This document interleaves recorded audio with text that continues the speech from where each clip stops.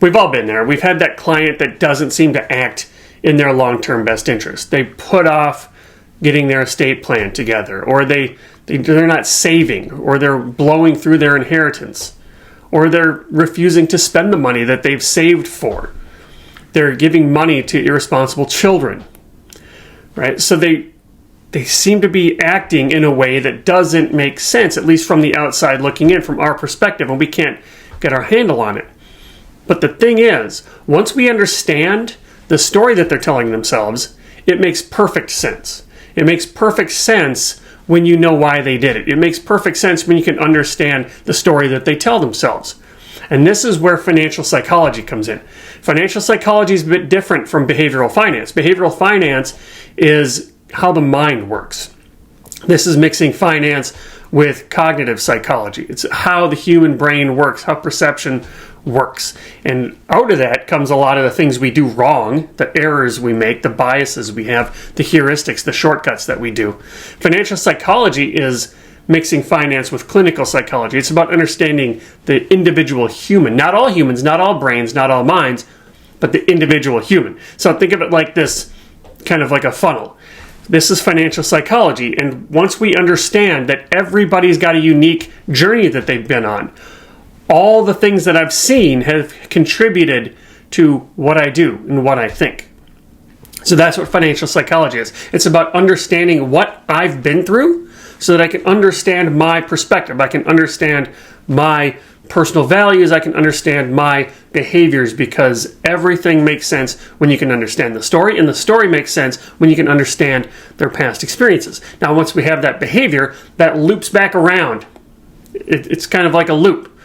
So my behaviors are going to either match the story, and that's going to solidify the story, or it's not going to match, and then confirmation bias will kick in and I won't recognize it, or I'll tweak the story just a little bit. I'll tweak the money scripts just a little bit. So again, our past experiences, those shape our perspective. They shape our values. What we think is important because of our journey. So take me and plot me into a different upbringing, a middle class upbringing in California. I would have different values. I would value different things.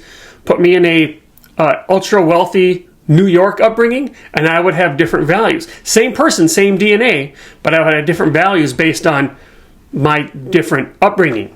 The humble upbringings of the Midwestern Derek, that has a different set of personal values based on what I've seen. And it's not always just the neighborhood. It's the interactions that I've had, the bullies that picked on me, the experiences I had in school, how my parents raised me, how I didn't have a father. All those things mix in, and it's different for everybody, obviously.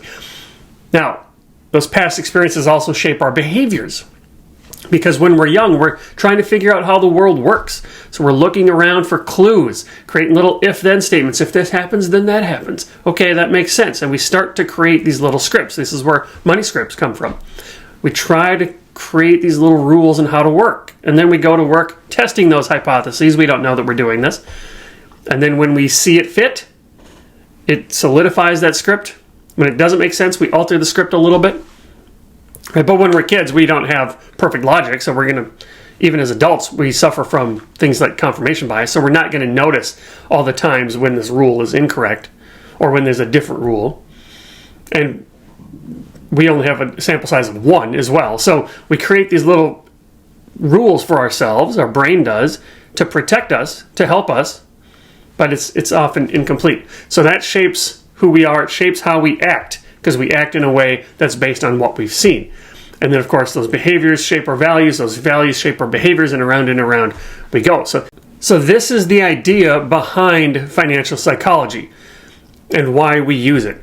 We're using this to understand a client's experiences. We're understanding their biography. We're understanding their journey.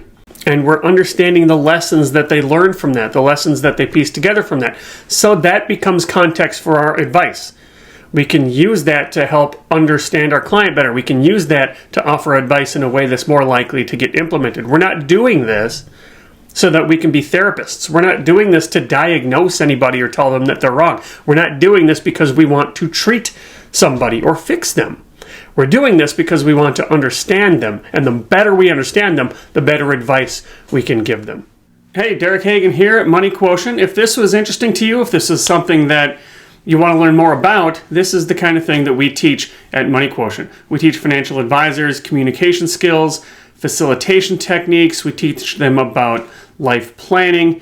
And basically it all comes down to Stephen Covey's quote, "What good is climbing a ladder if it's leaning against the wrong wall?" Or if the ladder you're climbing isn't leaning against the right wall, every step you take just gets you to the wrong place faster. So we help advisors, help clients identify the right wall. So if this is interesting to you, head on over to moneyquotient.com. You can learn about our True Wealth planning process, which is our model of financial life planning, which guides clients through 5 stages and 4 inquiry categories. These are the types of conversations that you have. So please let me know if you want to learn more. moneyquotient.com.